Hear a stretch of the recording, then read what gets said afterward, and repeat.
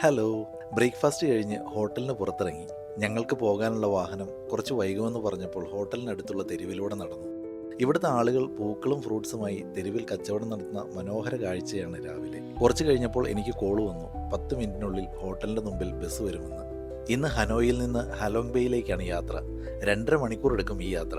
ഗ്രാമീണ കാഴ്ചകളും മറ്റും ആസ്വദിച്ച് വാഹനം ഹലോങ് ബേയിലെ ആദ്യ സ്പോട്ടിലെത്തി. വിയറ്റ് പേൾ എന്ന ഷോപ്പിംഗ് സെൻ്ററാണ്. മുത്തുകളുടെ ഉൽപ്പാദന പ്രക്രിയയും ആഭരണ നിർമ്മാണത്തിന് പിന്നിലെ സങ്കീർണമായ കലാവൈഭവവും ഇഷ്ടപ്പെടുന്നവർക്ക് പറ്റിയൊരു ഇടമാണ് ഇവിടം. Similar to your teeth. Right, calcium. Inside the natural pearl, that's be the gram of the sand or the parasite. They go inside the oyster.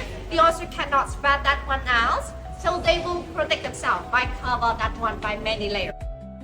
മറ്റൊരർത്ഥത്തിൽ സമുദ്രത്തിൻ്റെ ആഴങ്ങളിൽ നിന്ന് അതിമനോഹരമായ അലങ്കാരങ്ങളിലേക്കുള്ള മുത്തുകളുടെ യാത്ര.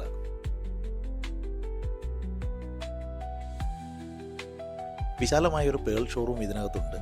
അതിശയകരമായ മുത്താഭരണങ്ങൾ നമുക്കിവിടെ കാണാം.